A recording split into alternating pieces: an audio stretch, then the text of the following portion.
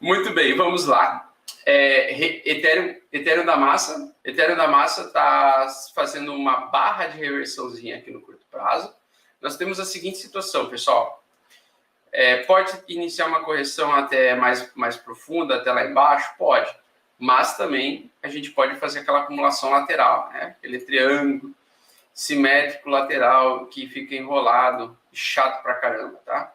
Então o mercado ele pode simplesmente vir aqui embaixo, aqui mais embaixo nessa região da resistência antiga, né? Assim como no Bitcoin, tanto no Bitcoin quanto no Ethereum. Então eu ainda espero que ele volte para essa região, que é a região que a gente apostou o nosso fofo, né? Então nessa região aqui entre 13 mil e 14 mil, na minha opinião, seria uma excelente região para compra de bitcoins com uma mãozinha mais pesadinha. Seria o momento de uma correção mais forte, tá? Gráfico diário, a gente vai adicionar a média de 9,80.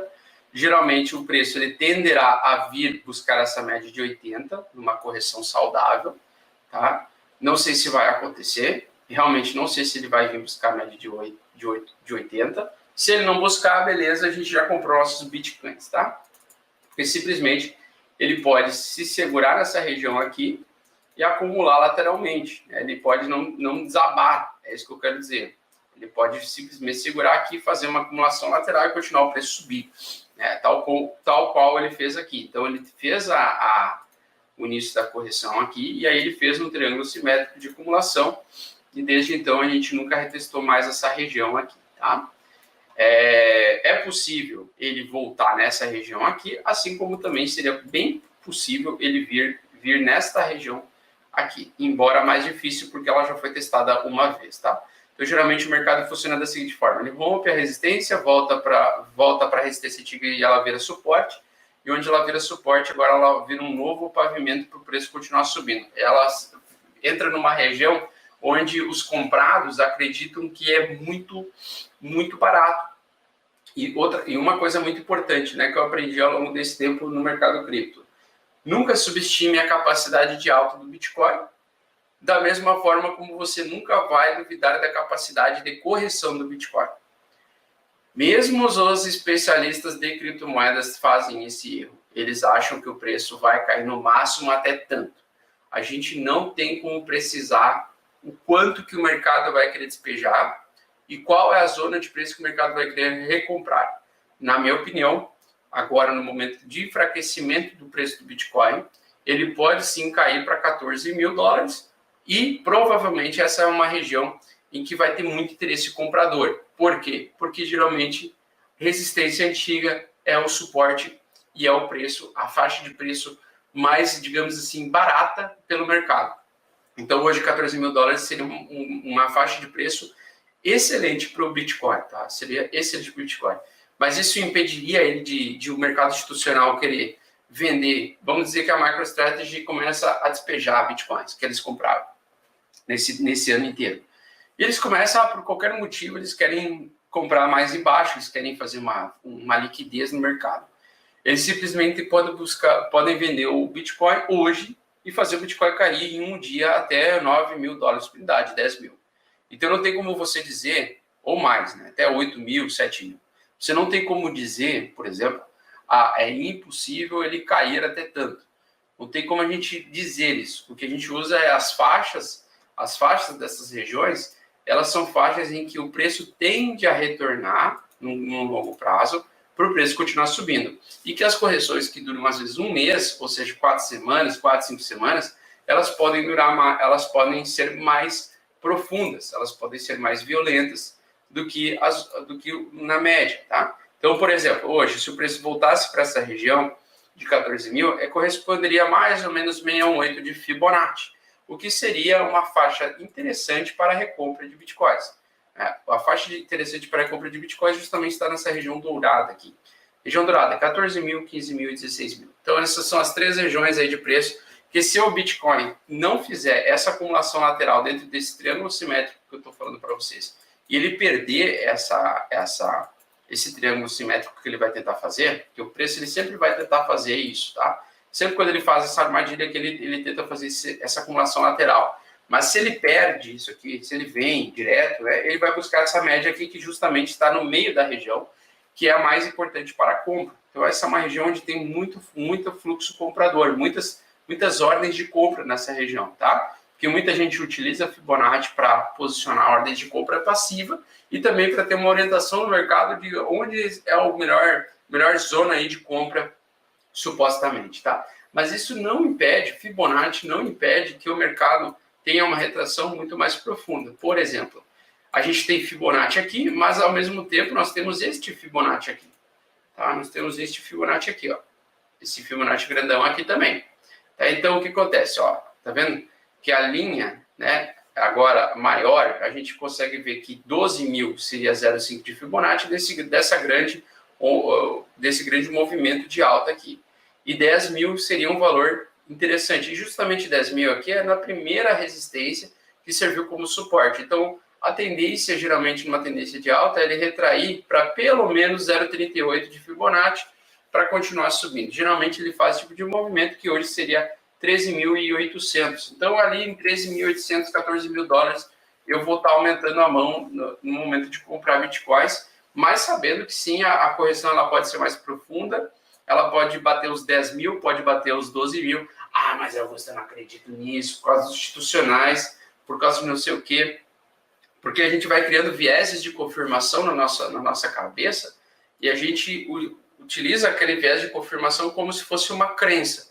E quando você fica crente, você se cega a outras coisas, né? Você bota aquela sua tese na sua cabeça e você fala assim, não, eu estou certo, né? Eu sou um ser pensante, eu calculo as coisas e eu acredito que pela minha racionalidade, eu estou 100% certo dessa projeção. Então, por exemplo, a forma que eu gosto de utilizar de Fibonacci é para eu ter, por exemplo, e eu entendo que ela é uma análise completamente subjetiva, né? Mas eu entendo que ela pode me dar um direcionamento de uma região de compra otimizada. Só que eu entendo também que eu sempre, quando vou comprar, eu estou assumindo riscos de que eu não controlo este mercado, que esse mercado ele é incontrolável, ele é um oceano, ele é caótico, ele é a mesma coisa do que eu tentar ir lá na Praia da Joaquina e tentar agarrar a onda com as mãos, e eu não consigo, né? Eu não consigo, então eu tenho que aceitar isso. Tu tem que, quando você é um ser pensante, você está na frente, exposto ao mercado caótico ou uma situação caótica, você tem que entender que você não tem controle sobre a situação, né? O que você tem controle é a sua decisão. Na minha decisão, eu vou comprar em 14 mil dólares por unidade de Bitcoin, porque eu acredito que ele vai buscar naquela região. Então, eu acredito nisso, mas eu entendo, eu aceito que eu não sou o dono do mercado e o mercado pode vir para baixo de 10 mil dólares, porque a gente não consegue controlar, né? Então, isso é muito importante vocês entenderem esse conceito, porque, assim, eu vejo muito viés de confirmação nos mercados, eu vejo muito achismo, muitas certezas também, né? Eu tenho as minhas certezas, às vezes eu nas minhas certezas, por exemplo, na minha opinião, o dólar vai cair para caralho. Vai cair mais do que... Na minha opinião, o dólar vai cair mais e vai ficar interessante o preço para alta. Mas isso quer dizer que vai realmente acontecer? Não. Por quê? Porque depende de tantos fatores variáveis, né? Isso é um puro achismo. Depende de tantos fatores variáveis, políticas internas, políticas externas, macroeconomia, de relação com outros países, que não tem como eu controlar, por exemplo, uma desvalorização do dólar ou uma valorização do dólar.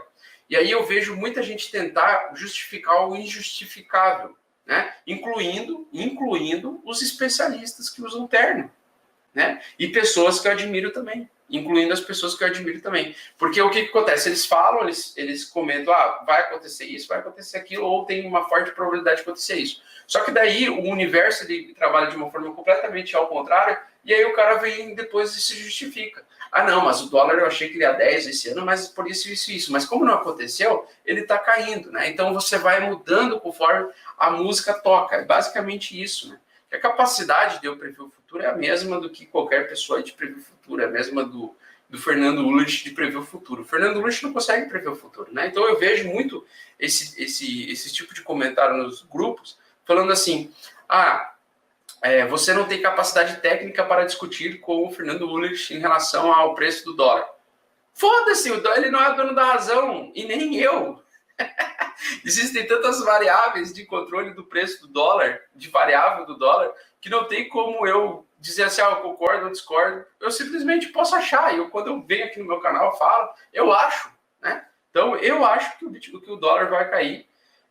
Não sou Nostradamus, não estou tendo uma visão, não tive nenhum tipo de sonho prevendo o futuro, impossível. Mas, na minha opinião, vai acontecer a mesma coisa que aconteceu nas últimas duas grandes crises. Aí, tá? O mundo não acabou, primeiro ponto, o mundo não acabou. Isso é uma coisa que tem que ficar sedimentada no nosso crânio, de que quando a gente vê uma coisa nova, um fator novo, a gente acha que o mundo vai acabar, que tudo vai ruir, que as coisas vão quebrar.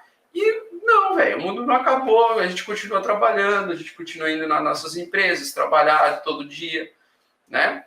E é isso, acabou, velho. Mas mudou, tá mais virtual agora. Beleza, mas só fortaleceu aquilo que já estava se fortalecendo. Cedo ou tarde, as empresas já iam começar todas elas a entrar no mundo digital, né? Agora, você tirar um dente, infelizmente, ainda pela internet não dá para fazer.